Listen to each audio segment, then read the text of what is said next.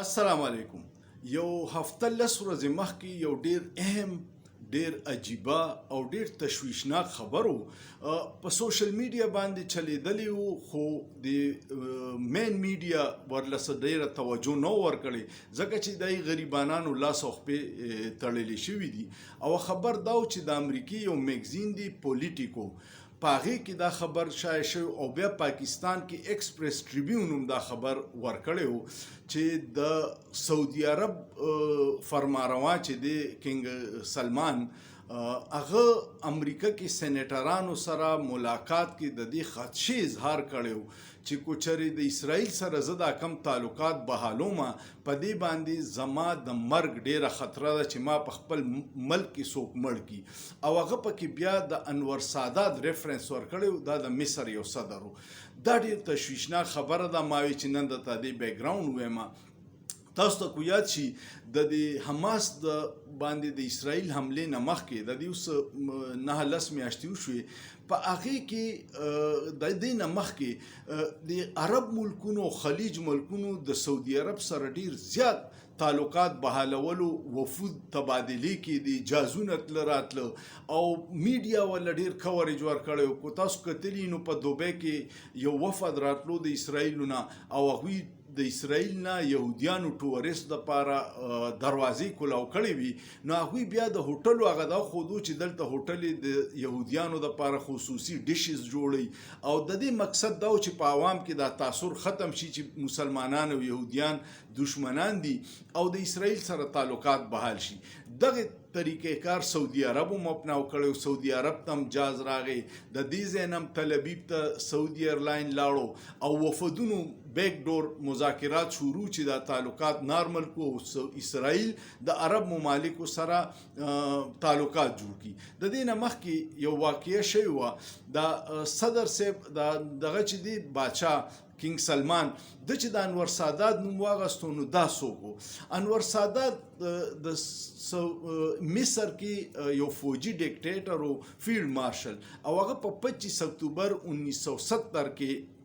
چې کومو نو هغه اقتدار اغستی و او هغه دا چل کړی چې هغه د عرب ملکونو اولنی سربراه و چې هغه اسرائیل ته تللی و، دوره یې کړې وه، د اسرائیل پارلیمنت ته خطاب کړی و او بیا په 1978 کې په امریکا کې کیمپ ډیوډ کې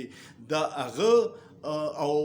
د اسرائیل د وزیر اعظم د انور سادات او پریزیډنټ کارټر و د امریکای صدر، د هغوی په منځ کې یو امن معاهده شوې وه او د دغې امن معاهدې نه پس بیا په 1978 کې هغه ته نوبل پرایز میلاو شو. دا چې وشو نو هغې په عرب دنیا کې ډېر منفي تاثر کو او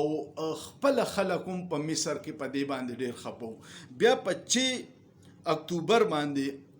1986 کې یو فوجي پریډ ته هغه معاینه کوله او د مصر د فوج یو ګروپ و، هغې ته مصري جهاد ګروپ به وي، هغې په هغه باندې حمله وکړه او هغه هلته مړ کو. نو د کنګ سلمان د دې خدشې اظهار کړی چې زه کو چېرې د فلسطین د اسرائیل سره تعلقات بحالومه نو زما پکې د مرګ خطره ډیره زیاته ده او هغه په سینیټرانو زور ورکو کو چېرې څه داسې اګریمنټ ته موږ رسو نو کې د فلسطین دپاره د خپل یو وطن ذکر ډیر ضروری دی. تاسو ته به لږ وروسته مو بوځم. حامد میر یو ډیر اهم صحافي دی، هغه په یو پروګرام کې ویلي و چې جنرال باجوا په عمران خان باندې ډیر پریشر اچوي چې موږ له د اسرائیل سره تعلقات نارملایز کول پکار دي او تاسو دې دپاره کوشش وکړئ. او هغه په هغې موقع باندې یو ډیر اهم موقف په امریکا کې هم کړی و چې د اسرائیل باره کې زموږ دا موقف دی کم چې زموږ د بابای قوم چې څو پورې فلسطینیانو لا یو علیحده وطن نه اسرائیل سره زمون تعلقات نشي بهالی دي. او دا پریشر ولی په جنرال باجوا په دغه باندې اچو عمران خان باندې، هغوی باندې هم د عربو او د دې ملکونو پریشر و چې او پاکستان یو ډیر غټ د 25 کروڑ عوامو ملک دی، ډیر سوچه مسلمانان دي او د فلسطینیانو سره د هغوی مذهبي او دوستۍ والا جذبات دي. نو هغوی چې اول پاکستان داسې اقدام وکړي نو بیا به موږ ته اسانه شي د هغوی تسلیمولو کې.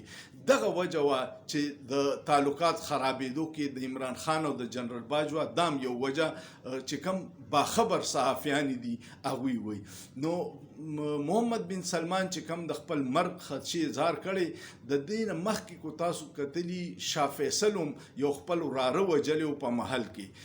ځکه چې هغه هم د امریکای مفاداتو ته ولاړو او بیا چې کله هغه انکار د څه خبرو کو نو هغه خپل وراره ورته راچوت کو او هغه مړ کړو نو الله دې په دې خطه کې امن راولي او الله دې هغه کې چې کوم کې د مسلمانانو بهتري کینګ سلمان غونته سړی چې دومره های سکیورټي د هغه ته د خپل مرګ خدشه ده نو عام مسلمان او انسان خو هیڅ نشي کولی امید لرم چې تاسو به خبر په بیک گراوند پوه شوي چې انور سادات ولې وجلیو او د دته ولې د خدشي د خپل مرګ خدشي اظهار کوي کو ویډیو مو خوښه شو نو کمنټ پې کوئ شیر کوئ لایک کوئ او سوچ پې کوئ په سوچ کې څه ګناه نشته